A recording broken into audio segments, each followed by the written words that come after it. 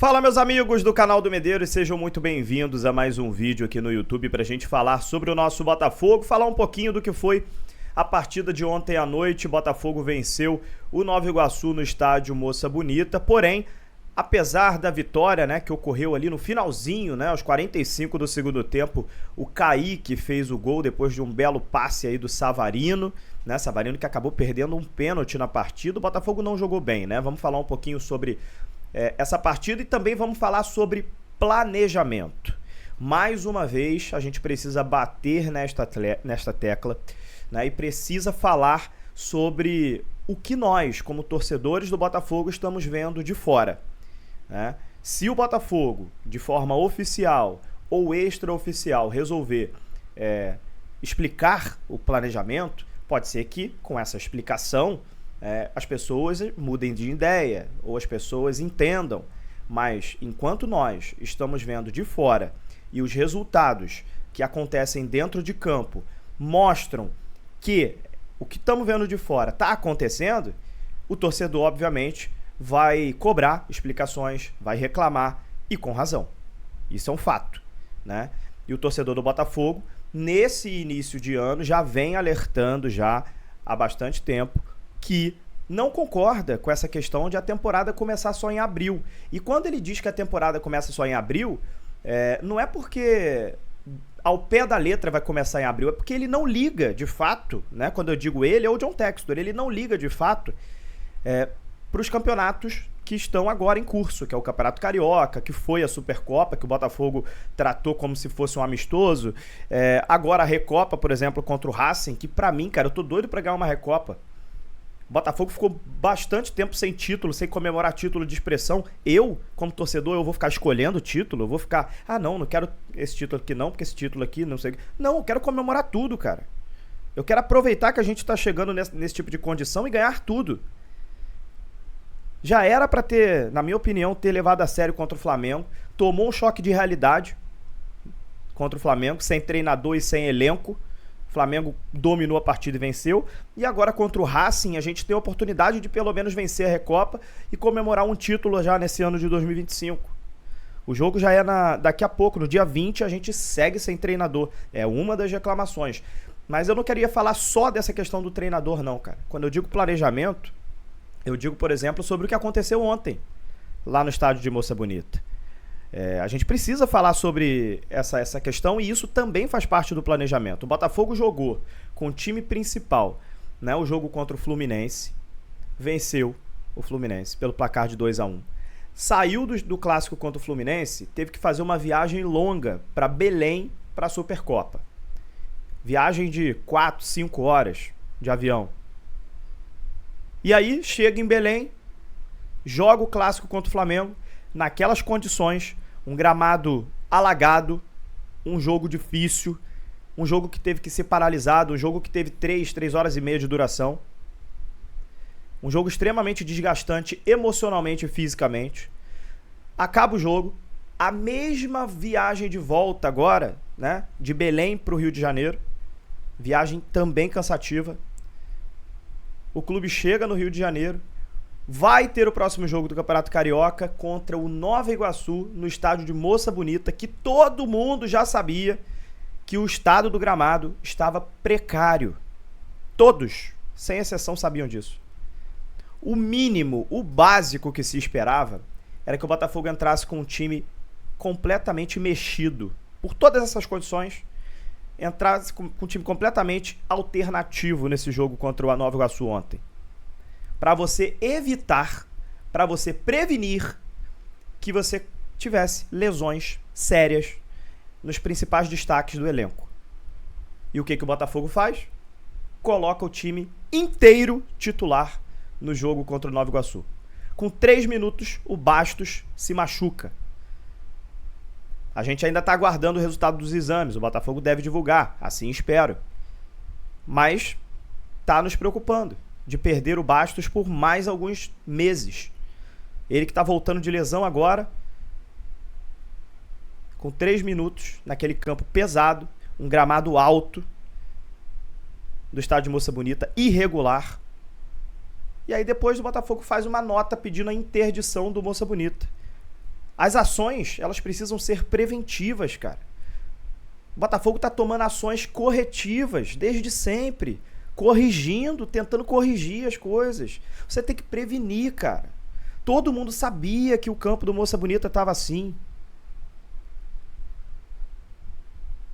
E aí a gente pode virar e falar assim, mas a culpa é de quem? A culpa é do Leiria, do treinador? Claro que ele tem culpa, mas vamos pensar na cabeça dele, do treinador. Ele sabe que daqui a pouco ele não vai estar mais ali. Ele sabe que o trabalho que ele está fazendo agora, o que vai contar lá na frente, são os resultados. Então ele venceu ontem o Nova Iguaçu, já está lá no currículo dele, ó, venci o Nova Iguaçu, venci a Portuguesa, venci o time tal. Pra quê? Pra que depois ele consiga dar sequência no trabalho dele e quando ele for se vender lá, por exemplo, pra algum time de Série C, pra um time de Série B, pra ele continuar a carreira dele, ele vai lá mostrar que venceu o Nova Iguaçu. E no final isso vai dar certo, pra ele vender o peixe dele. Então o Leiria tá pouco se cagando pro Botafogo e sua temporada. Essa é a grande realidade. Ele tá pensando nele e na carreira dele pro futuro. E ele não tá errado não, tá? Ele não tá errado. Porque ele sabe que daqui a pouco ele vai sair dali e vai vir um outro treinador. E ele precisa continuar a carreira dele. Então, deveria ter vindo uma ordem de cima da gestão, da diretoria, falando: Ô Leiria, nesse jogo aí, cara, tá? A gente não costuma se meter aí em escalação não, ok? Mas nesse jogo aí, tá? Devido às condições do gramado, a gente já percebeu aí. Deixa os destaques de fora, deixa Savarino de fora, deixa Basto de fora, coloca um time alternativo. Eles não ligam pro Campeonato Carioca, cara. Eles não ligam. A temporada não começa só em abril, os campeonatos importantes. Pra que colocar o time titular num campo precário que era o de Moça Bonita, com grandes chances de machucar jogador, se eles não ligam pro campeonato? Se a temporada só começa em abril?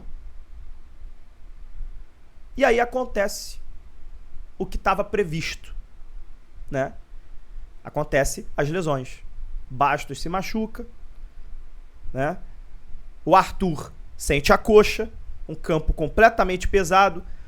O cara tá acostumado a jogar lá na Rússia, em gramados estilo europeu, baixinho, grama baixinha. Ou então chega no Brasil, joga grama sintética. Aí o Arthur vai lá e pega 2 jogos seguidos. Um campo alagado lá no Mangueirão, em Belém. Campo alagado, extremamente pesado. E depois um gramado que parece até gramado para pastar cavalo. O que acontece? Lesão muscular. Arthur sai com dores na coxa.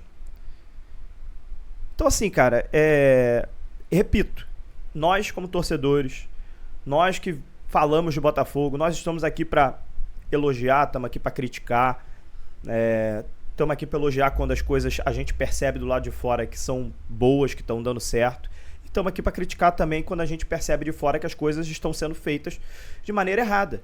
Nós tivemos um ano mágico em 2024, óbvio, foi o melhor ano de torcedor das nossas vidas, sem dúvida. Isso vai ser difícil de ser superado, inclusive, mas a gente começa 2025, mais uma vez. Eu tenho que repetir isso aqui. A gente começa 2025, mais uma vez, tendo que repetir a palavra planejamento. Planejamento do Botafogo não começou da maneira correta e não vem sendo exercido da maneira correta no Botafogo.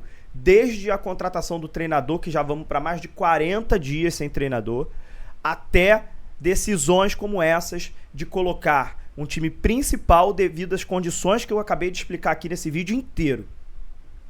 Então assim, cara, o ano de 2024, repito, mágico, maravilhoso, mas ele não pode servir pra gente tapar os olhos para falar que 2025 o planejamento vem sendo cometido alguns erros.